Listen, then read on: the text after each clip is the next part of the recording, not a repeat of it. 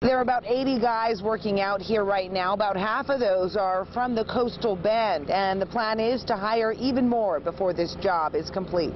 He now says we won't get that because we've twisted the facts in our coverage. I mean, in fairness, I don't think it was twisted, but if there's something you think I've left out, can you tell me what it was? No, I don't even want to talk to you anymore. It's just like, you're evil. We have breaking news out of South Africa where Nike has suspended their contract with sprinter Oscar Pistorius. But while this fire hydrant is nearly 60 years old, the one in front of the home that burned is not even 10. That's why the mayor says these hydrants do need to be checked a little more frequently. District Attorney Mark Skirka came out to the scene. He tells us there's really no substitute for seeing a scene like this firsthand. And in fact, while we were in his office this morning, he did take a call from Chief of Police Floyd Simpson to discuss this specific case. So it looks like even though there is a confession in this case, many are continuing to work those details out tirelessly. We were told officers were still here this afternoon. By the way, police do say although they recovered a number of weapons from Toomey's home, it looks like he only used one in all of those shootings. This is the color of that water. It's almost a neon orange. This is a sample we took just a little while ago. There's world leaders like President Obama and German Chancellor Angela Merkel. Now, these world figures are made in a small workshop. They're available all year long, but of course they're especially popular during the Christmas season. What else to give but a Christmas pooper? I didn't get you one. Well, I want to. Sorry. He wants a specialized Christmas pooper. Exactly. A customized one for Matt to hear. You know, it could be me, the celebrity on it, I suppose, or you. I don't want to be featured in a pooper, Matt. All the white markings you see on this home out here tonight do represent bullet holes. So as you can see, this gunman did fire dozens of shots. The memorial out here tonight is continuing to grow. We've seen several people, as you see right now, stopping by. Many of them don't even know these children, just to pay their respects. We are told by family members that this is 6-year-old Nevaeh's home. I have the pepper spray and the stun gun, not the wasp spray yet. That's the big trifecta of repellents. I might consider Matt's that. Making a ruckus over there. Add it to the list. Time to go online and take a look at what's trending this morning. On Yahoo, it's Forrest Whitaker. The Oscar-winning actor was accused of shoplifting at a New York City deli. Employee even frisked him last Friday. At least they didn't hit him with wasp. Yeah, that's good. They didn't have any, probably. Jen, as you can see, there are several police officers still out here right now. This home right here on the corner of Larkspur and Trojan is blocked off. We're told by police officers here on the scene that it is a homeowner, a man in his 70s, that is in custody at this point in time. Now, this initially came in, according to officers here on the scene, as a disturbance call, potentially disturbance between a man and his son. Police have verified that 2 people were shot out here, one person in the arm, one person in the leg. It's not clear yet just who that was, but police on the scene tell me that one is potentially a family member related to the homeowner that's in custody now here on Larkspur. The other, they're not sure if that's a family member or if that was just a passerby. Just so you know where we are, Jen, we are here on the corner of Trojan and Larkspur, just a few blocks away from Moody High School. In fact, when we got here, the school zone lights were still going. There were several kids still walking in the neighborhood, and police had not yet taken this man into custody. We actually watched as they had their guns drawn and were able to get him into cuffs right here in front of this home where police officers tell us this man lives. Right now, we're watching police go door to door. They're still trying to gather the details and get information on this shooting. We're not sure. The 2 people who were shot, police are on their way to the hospital right now to see what condition they're in. So we showed the video to CCISD administration, who says the teacher's actions are inappropriate by district standards. But this is definitely something that we are going to look into. This is not any type of behavior that we would condone. Hidden video inside a pre-K3 classroom brought some in this room full of parents to tears. You know, it's not just the actions where she physically grabs the children and points at them. It's her face, it's her tone, and kids notice that. Some parents say watching as their children get yelled at or roughly touched is difficult enough. But it's all the more frustrating because they had complained about this teacher before. In February, one mother sent this email to the teacher saying, quote, A 4-year-old should not tell me he hates school. She goes on to say her son is isolated and belittled in class. She says these emails led to no action. Others say they filed complaints last year when their older children were in this same classroom. He's like, my teacher spanked me. And I was like, what do you mean your teacher spanked you? He's like, she spanked my hand. And I was like, oh, she did that. She'll do that. Her son did not want to go back to class. This year, her daughter is a little girl in purple seen sitting here when the teacher appears to swat toward her face. In another video, the teacher grabs her by the arm. Her parents say they have no doubt the complaints they launched about their son should have been taken more seriously. And now we believe it because that's our daughter that she's grabbing and yelling in her face.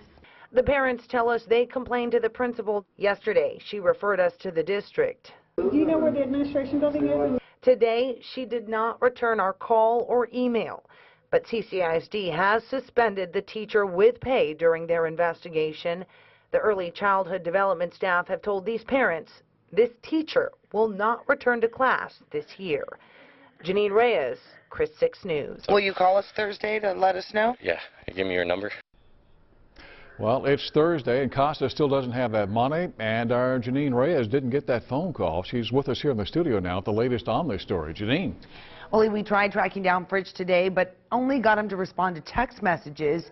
He now says the check will be presented to CASA on Monday, but we still have no idea how much they raised, how much he's donating, or even how many walkers exactly that event had. Also, neither do committee members for that zombie walk. There's nothing shady about it, and I feel bad. I really wish there was.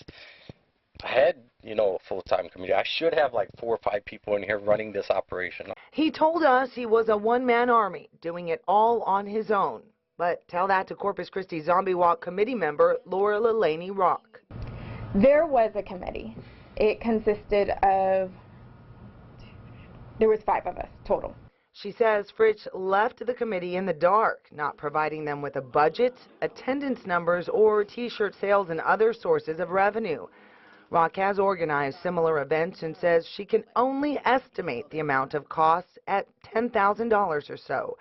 And with the support of CASA of the Coastal Bend, donations were in the thousands.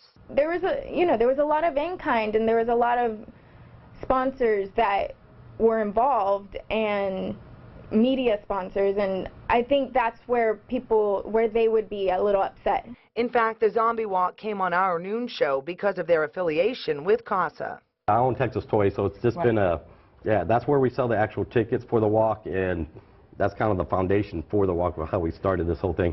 The whole thing is now an unknown. In text messages with Dean today, he could not tell us how many walkers participated, how much the event cost, or how much it raised. Monday, he said the check would be $2,000 to $3,000, and as not only a committee member but also a sponsor, Rock says that's disappointing. She contributed cash and paid for the DJ and photo booth as donations for this event. I may as well have just wrote the check to CASA. You gave $2,500. Yeah, and get rid of the stress that I had of the planning stages. Now, Fritch feels we have gone out of our way to make him look bad. We did, by the way, invite him to speak with us in person today. We also called him and visited his work and warehouse, but as we mentioned, texting was the only contact we were able to make with him. Welcome back. It's 6:32 now on your Thursday morning, February 21st. New this morning, fire crews are returning right now to a home that caught fire overnight. They're putting out more hot spots, and the high winds right now are a concern for them. The models of what Destination Bayfront could look like may look great, but there are still plenty of questions surrounding that project. Now, one council member is questioning if now is the right time for the city to use tax money on a park project. Councilmember Rudy Garza knows the park is a priority for the city, but other things like street repairs and user fees are higher up on his list. I think the timing right now is poor. Council will vote on this plan next week. If approved, taxpayers will then have to approve a $41 million bond for construction to begin on the park. The Sinton School District is taking more steps to ensure the safety of its students. School officials are collecting fingerprints from students for new biometric time clocks being installed on all the school's buses. The students use their fingerprint to check on and off the buses. School district officials say only about 10% of parents opted not to have their kids in the system. That system will allow parents and school officials to go online and see if their children made it on or off the bus for school or events. This is the first system of its kind installed in Texas. It will cost the school district about $20,000 in the next 3 years. Yeah, breaking news out of South Africa, where Nike has suspended their contract with sprinter Oscar Pistorius. Meanwhile, he's facing day 3 of a bail hearing to find out if a judge will let him out of jail before his murder trial. There's new information this morning about the lead detective investigating the case. Tina Kraus has the latest from London. Still months away. The lead detective also claimed police found boxes of testosterone and needles in the Paralympic champion's bedroom, but he later admitted officers read the label in the dark. Pistorius' defense team says the substance is an herbal remedy and not steroids. I just touched on a major winter storm is hitting the Midwest today. Winter storm warnings are covering nearly all of Nebraska, Kansas, and Missouri. Forecasters expect more than a foot of snow in Kansas, with other areas picking up 9 to 12 inches. Kansas Governor Sam Brownback has closed the state government. He's urging people to stay off the streets.